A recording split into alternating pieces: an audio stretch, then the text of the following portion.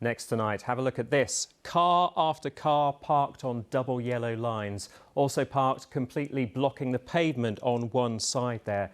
This was Bournemouth last weekend. The warm weather forecast saw thousands of extra vehicles in Bournemouth, Christchurch and Poole. But are there enough parking spaces when the weather's good and events are on?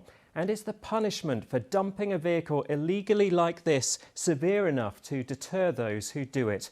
Tristan Pascoe has been investigating.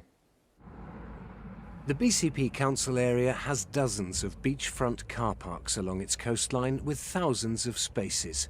But with hot weather, they quickly become full, and this happens. This was recorded on Sunday afternoon. Dozens of vehicles abandoned, some on double yellow lines, some completely blocking pavements and walkways on East Overcliffe above Bournemouth Beach. Local residents have had enough. Oh, it's terrible. It's got worse every year. I've been here down here 20 years and it's really got worse every year. I mean, the buses had a job to get round last week, get round through the back, they're all double parked. The big issue is the public safety aspect of cars double parked, which means that there's poor access for certain residents and a lack of safety should the emergency services need to get down the street. The council's been criticised for selling off some car parking for development, like this one at Southbourne Crossroads, where new flats are proposed.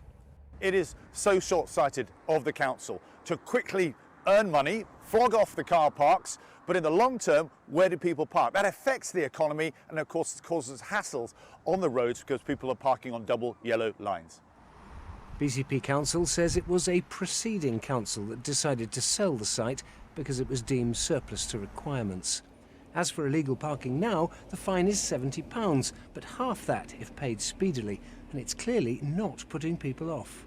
Central government set the fine that we're allowed to charge, and it's £35 if paid within 2 weeks. And for us, that just doesn't work. So we're working with our MPs to try and get that raised so that it would actually be a deterrent. The annual Bournemouth Air Festival in less than a fortnight's time will see many thousands travelling in by car, which residents are dreading. Very busy again. You've either got to be here at 7 o'clock in the morning to get a space, and if you're lucky. You will see cars parked on the roundabouts, on double yellow lines, and I think families are just prepared to take the hit of that fine rather than 24, 48 hours of parking. Meanwhile, other parking sites in the area are also being sold off for development, and residents say as bad as the illegal parking is now, it could get even worse in future.